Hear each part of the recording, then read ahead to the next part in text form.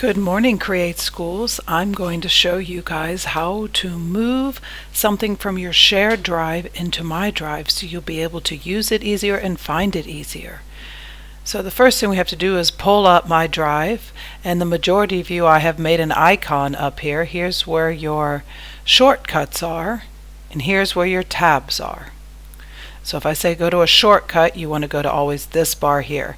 Now I generally have my shortcuts not named because I recognize by the symbols. So here's my drive. I click on it, and then this is what comes up. I like my drive organized this way. Other people like their drive organized that way, but for me that's harder to see because I can't see as many things. So if you want to change back and forth, you click on that grid view right there, and that's what tells you how to change things. The other thing that people always need to make sure they have is here. You most likely want this by last modified, because if you have it by name, that means you have to go pretty low before you get to all of your things. And there's things I made 2-3 years ago that I just don't even need to see anymore.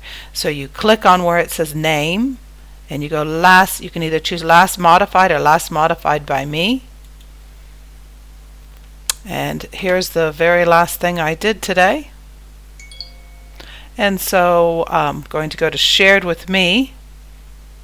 And again, we can have shared date, name, last modified. So share date is always good here, because then the things that are just shared with you come up on top. And so what you're going to look for is a e-learning folder. This is the folder that all the teachers have, and you're going to have like an e-learning year 8, e-learning year 9, e-learning prep, and so yours will say e-learning and then what grade level you are. So I'll go back to the shared with me. In order to take this e-learning, it's best to put it in your drive because then it's easier to find. What you're going to do is a 2-finger click, not a double click, but you click 2 fingers at one time, and that menu comes up. Then you click add to my drive, and voila, if you go to my drive, there it is. That exact same folder I just showed you. So then when you go in the mornings and you need to know what you're doing, all you got to do is go to my drive, go to that e-learning folder, and in your thing, so let's say you're year 9, that's what will open up, and you will have your new e-learning timetable in there.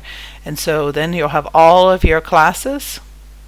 So if I say go to your history folder, there's your history folder. Everything's in there, everything you need to know in order to survive for the next 2 weeks.